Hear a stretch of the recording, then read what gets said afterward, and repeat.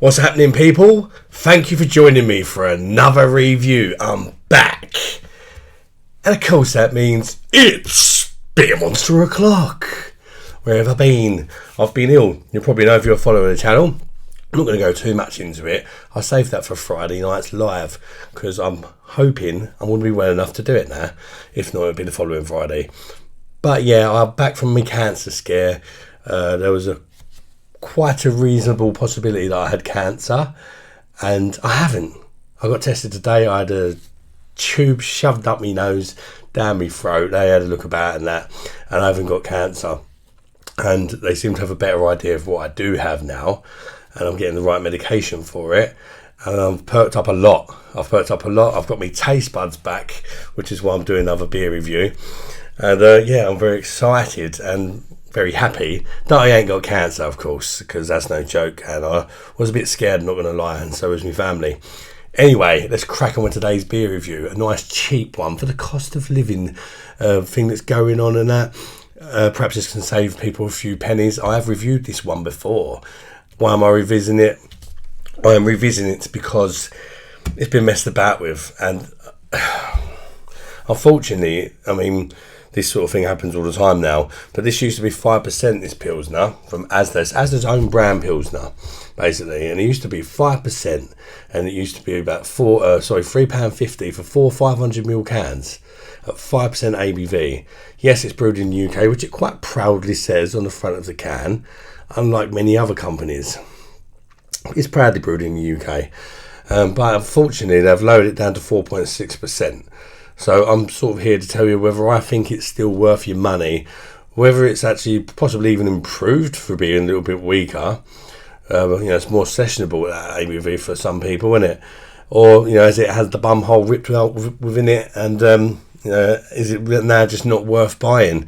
That's what I'm here to find out, because I know a few people did start drinking this beer because of my original review, because I think I gave it about an 8 out of 10 for the money in that. I really did think it was a cracker, much like your sort of Rheinbacher's and Aldi's and things like that.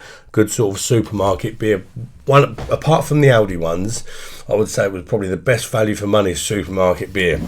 So it's disappointing that they lowered the ABV, but as I say, you never know, it might not be a bad thing. The price has actually lowered from the last time I bought it. It's £3.33 for 4 500ml cans now, but of course at the new lower ABV. So let's crack it open and see what it's all about. I did used to drink this quite regularly, although I don't have a can of the original 5% ABV.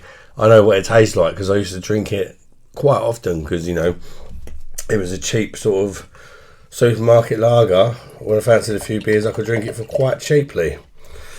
And to be honest, I need to cut down on drinking a bit. Doctor's orders. Talk about more about that on the live as well. So the fact that I've lowered the ABV in this, it means it's got a few less calories in and stuff like that, because I need to lose some weight basically around my neck. I'll explain more on the live if you're interested. Tune in. Here's a look at your beer in the glass again. That don't look too bad for £3.33 for 4 500ml cans, not 440 cans, 500ml cans. Quite low levels of carbonation actually, consider it's in this Stella chalice, which sends a lot of beers loopy. I'd say that is a little low. Slow moving bubbles, not massive though, considering it's a cheap beer. Fairly small bubbles. The head don't look too bad either. Brilliant white head on there, nice sort of foamy looking.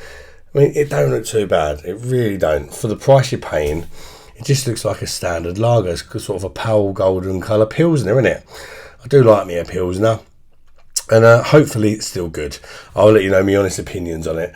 But before I do that, I'm going to check out the aroma of this ASDA Pilsner. I don't know who brews it. It just says selected for ASDA, serve chilled. No ingredients either. It just says it contains gluten, wheat and barley. Anyway, let's check out the aromas. Okay, it smells a bit different than what I remember. Although apart from when I actually reviewed it, I probably didn't smell it all that much, to be fair. Do you know what I mean?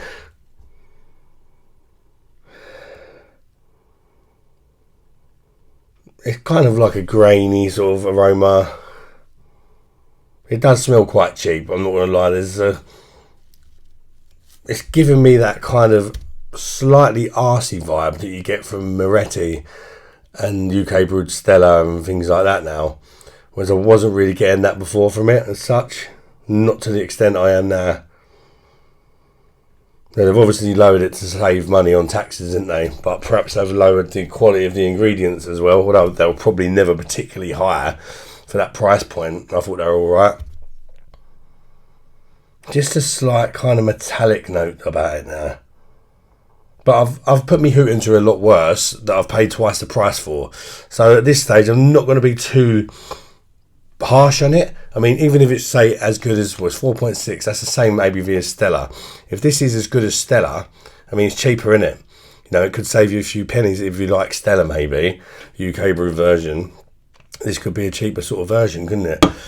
For example. Anyway, let's chuck it down next. It's all about the taste, innit? It does smell a little bit iffy for me. It doesn't smell that Pilsner-like.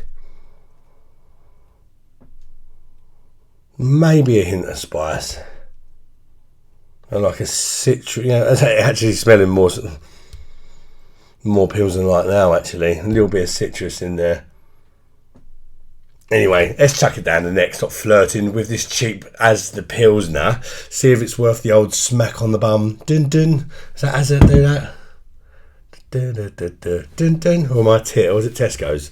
I think it's ASDA. You know what I'm on about, the old advert. Anyway, cheers everybody. Bosh. Let's see if it's worth a buy.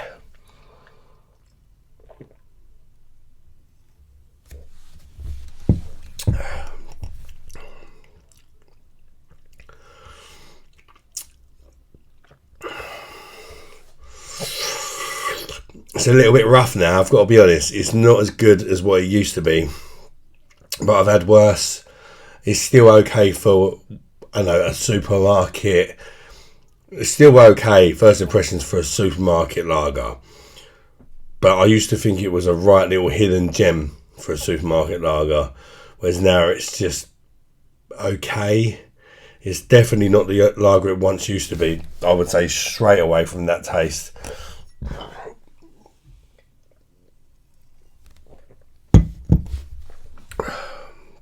I mean, it's light bodied, it's fairly refreshing. I've chilled this quite a lot, and I would suggest to do the same if you do try it, because it does have that kind of metallic-y, a slight astringent bitterness that a lot of the UK brewed macro beers suffer from.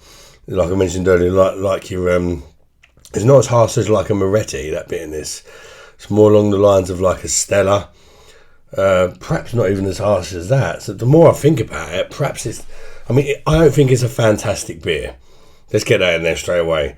But I would actually still rather drink this over a lot of the macros.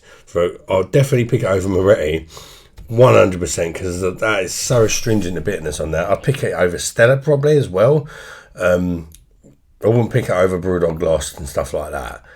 You know, but some of the sort of lower end, you know, your Fosters, perhaps even a Carlsbergers, at least got a bit more ABV to it.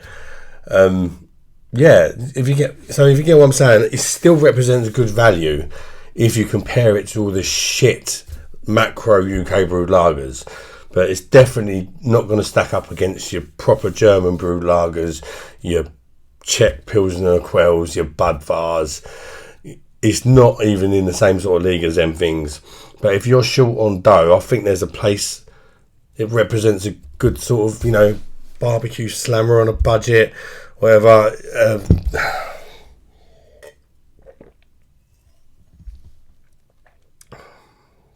There's a bit of a citrus kick to it.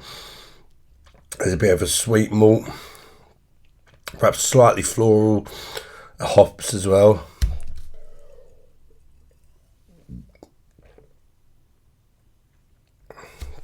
For me, it's actually quite pleasant until you get to the aftertaste. There's a bitterness, being a Pilsner, which, you know, you'd expect that, but that bitterness just has a slight kind of metallicness about it that just stays around for a bit, and it's not very pleasant in the aftertaste, and that's ruining it. I think I gave it an 8 out of 10 last visit. Now it's more of a sort of, I'd say the sort of lager wise, probably about a 4 out of 10, maybe a 5. But when you take into the account value as an overall package, I suppose you could still give it maybe a 7 out of 10, looking at everything into account, because it is very cheap. But, you know, as far as how good of a lager is it out of 10, probably about a 4, you know. But at the end of the day, if it's a hot day, you fancy a drink, you're bloody skint because of the cost of living crisis, it will do a job. And it's better than some of the other, like, really popular ones that are well advertised, that everybody thinks is good, that are actually just as, you know, average and crap as this, if not worse. So yeah, if you're penny pinching, give it a crack. You know, if you've got a lot of money, avoid it. Of course, go for a nice German or Czech lager is what I would say. But, you know, sometimes I'm penny pinching a bit, so it's still got a place for me. Although I would rather just nip to Aldi now for sure, and get your Rheinbacher or your that sort of thing from there, you know, because it's about the same price as this, and it does represent better value for money, like quality wise, because it's brewed by a German purity law. Anyway, thanks for watching, guys. Let me know if you've tried this new 4.6% version. Do you still find it drinkable? Have you noticed a change like me? And yeah, join me on Friday night if it does go ahead. Hopefully it will. And thank you for sticking by me through these sort of worrying times where my health hasn't been good. And hopefully it will continue to improve over the next coming days and that. And because today's the first day where I've actually felt somewhat like my normal self for at least a month or two. So onwards and upwards. And till the next one. Bye-bye, darlings.